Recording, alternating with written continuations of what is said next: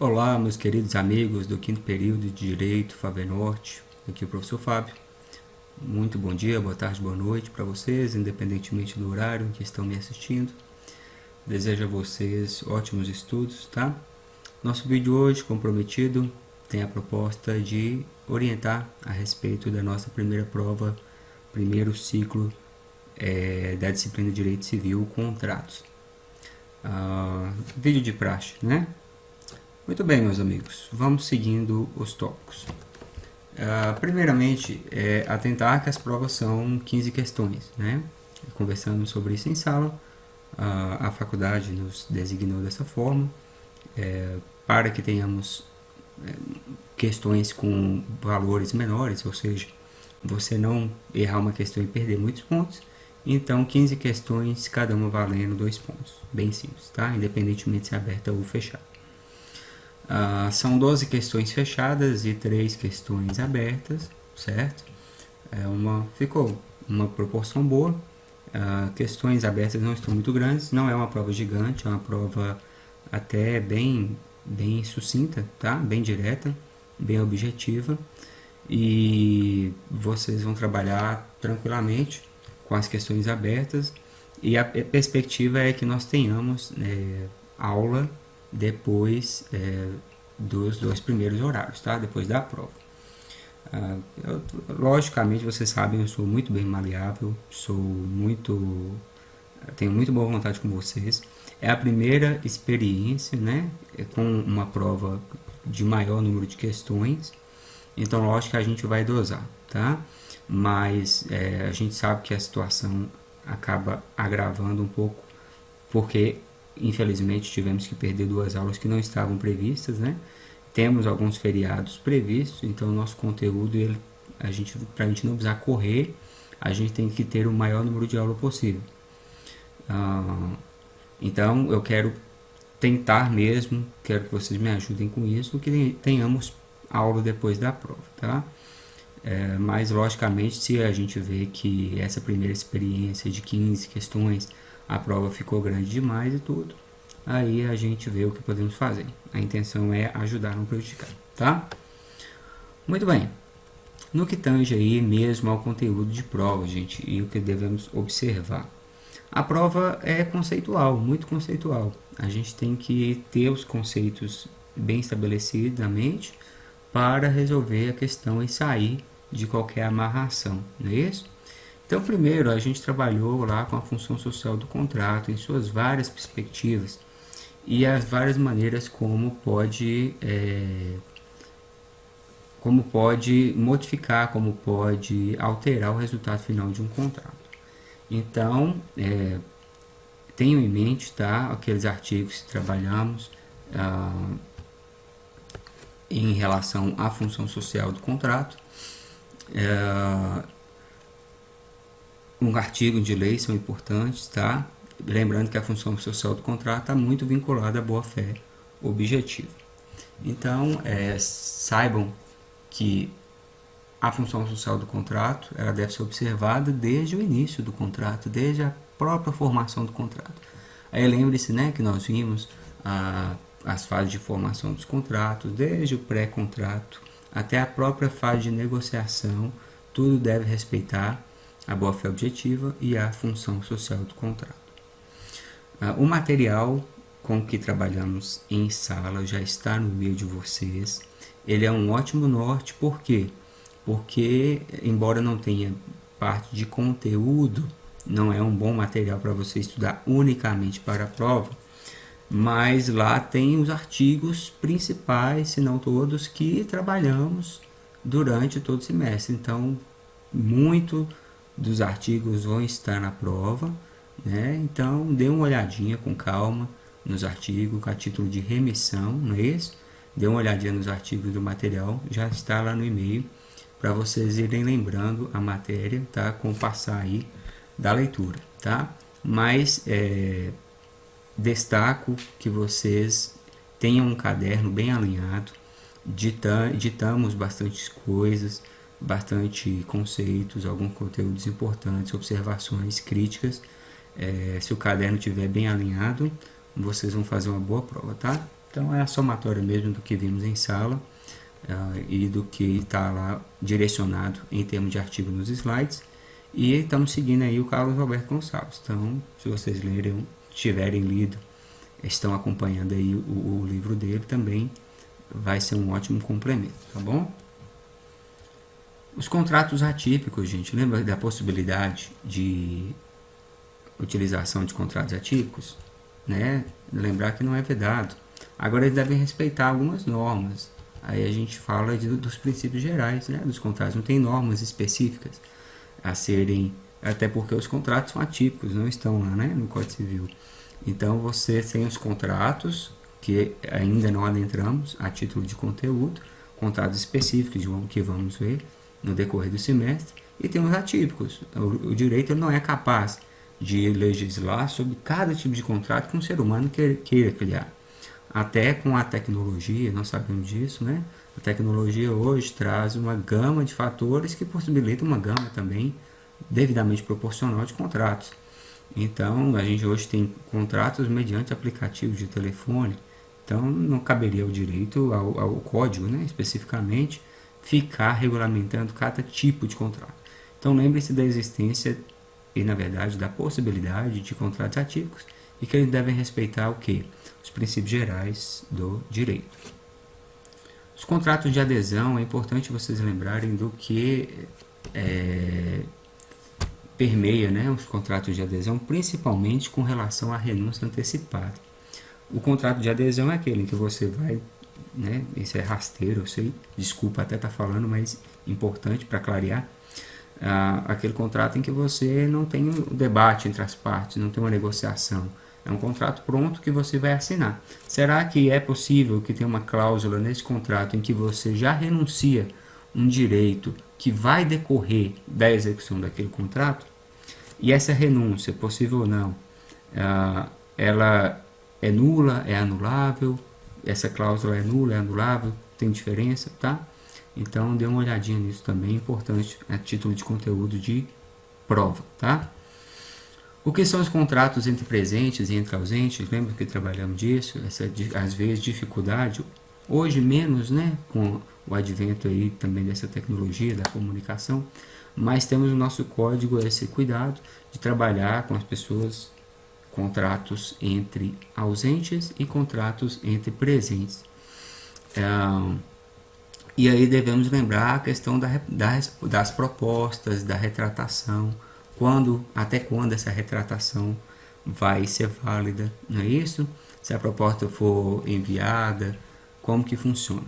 Também tem lá no nosso slide, tem no caderno de vocês, é um conteúdo que também é importante para a prova. Os princípios, vimos os princípios importantes dos contratos, tá? E o que é importante, muito importante na verdade, vocês saberem em que parte, em que momento do contrato eles se aplicam. E eu lembro para vocês que fiz uma observação nesse sentido, de que a lei faz parecer de que é a partir de determinado momento, tá? Aí vocês devem saber de que momento é esse que a lei fala. Contudo, analisando, né, a doutrina, a jurisprudência, a gente deve observar que os princípios contratuais devem ser observados desde o início da fase de negociação. Lembra do exemplo lá do carro riscado? Eu vou lá conversar com alguém, mas naquele momento, embora não tenha gerado contrato, eu venho arranhar o carro, o objeto, né, de análise, de negociação. Então, poxa, a gente tem que observar esses princípios desde o início da formação do contrato. Alguns termos que vimos em latim, né, trabalhamos conceitos básicos, né, surrexio, suppressio, tucoque, venir contra factum proprium, rebus sic stantibus. Vocês têm que saber cada um desses, viu, turma? Dê uma olhadinha no caderno, nas explicações. Os autores explicam muito bem também qual a diferença entre esses institutos, tá? Eu quero que vocês vinculem eles aos princípios, tá?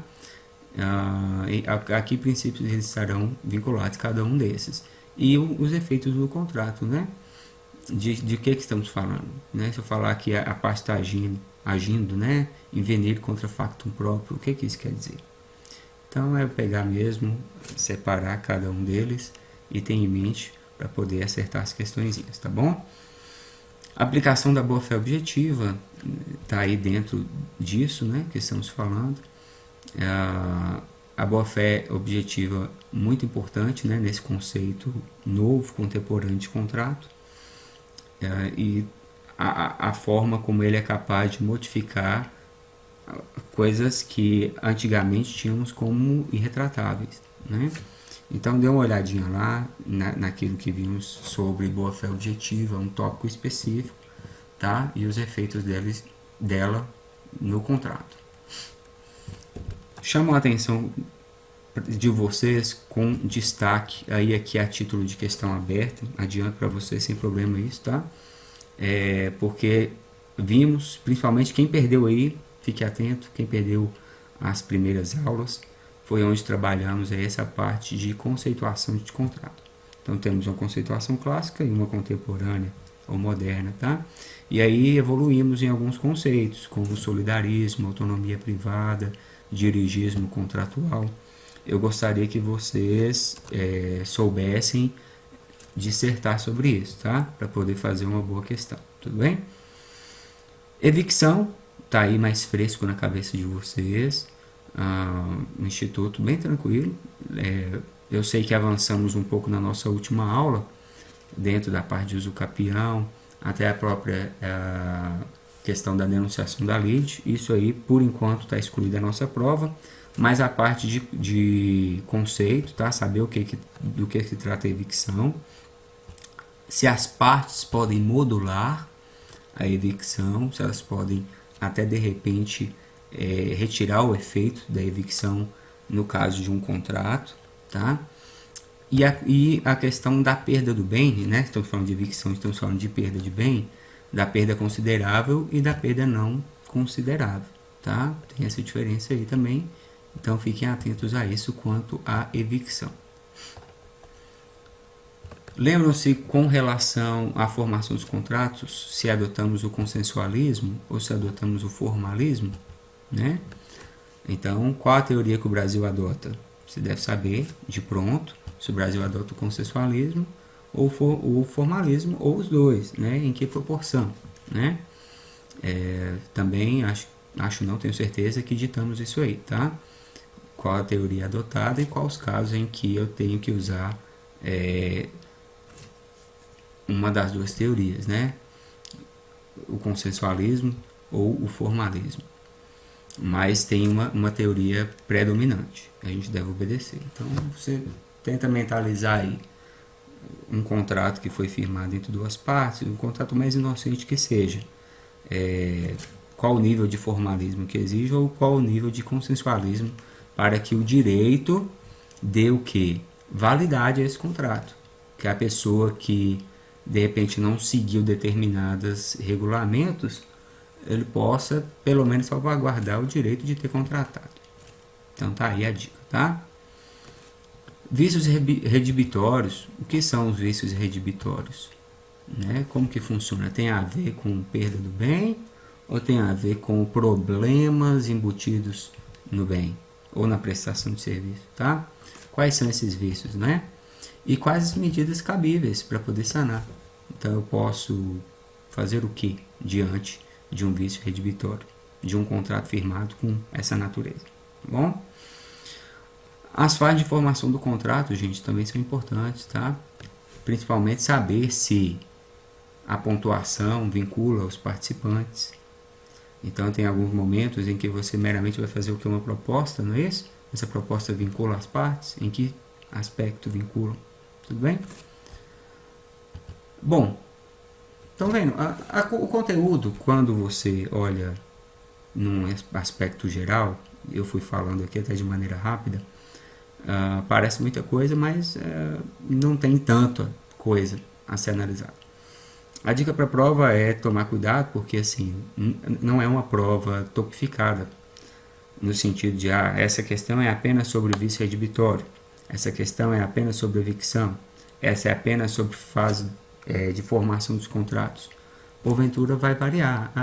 Aqui está uma assertiva que fala algo sobre evicção, mas esse assertivo está errado. Na outra já fala sobre a pacta corvina, se pode ou se não pode, que já é outra coisa, não tem nada a ver com a dicção. Então, assim, os conteúdos eles se misturam um pouco. Por isso é importante ter os conceitos bem claros, para na hora que haver essa mistura você não se complique, não ache que uma coisa é outra, tá bom? Então, não se surpreendam, da matéria ela está misturada, até porque vocês não acham que nenhuma prova de concurso, nenhuma prova do AB decente vai trazer o conteúdo topificadinho para vocês, né? E até na ordem em que vem nos livros. Não. Vocês têm que saber os conteúdos, saber dosar a aplicação de cada instituto para poder acertar as assertivas, saber se a assertiva está errada ou não, tá? Mas a prova está bem direta, lembrem-se desses conteúdos específicos principalmente, lógico que não está tudo limitado aqui, são tópicos, então decorrem aqui outros subtópicos em termos de conteúdo. Batam o olhinho lá nos nossos artigos dos slides e vocês sabem, estou aí à disposição no decorrer da semana para resolver qualquer dúvida que ainda remaneça, tá? E a título final, lembrem-se de bater o olho no exercício, tá, que fizemos. Lá tem muita coisa aproveitável para a prova. Tem muita coisa bacana lá no exercício que fizemos, cujo gabarito já está no e-mail também. Tudo bem? De resto, meus amigos, é vencer mesmo, tá? As críticas aí agora, a crítica ao conteúdo, a crítica ao professor, a autocrítica de achar que não consegue estudar.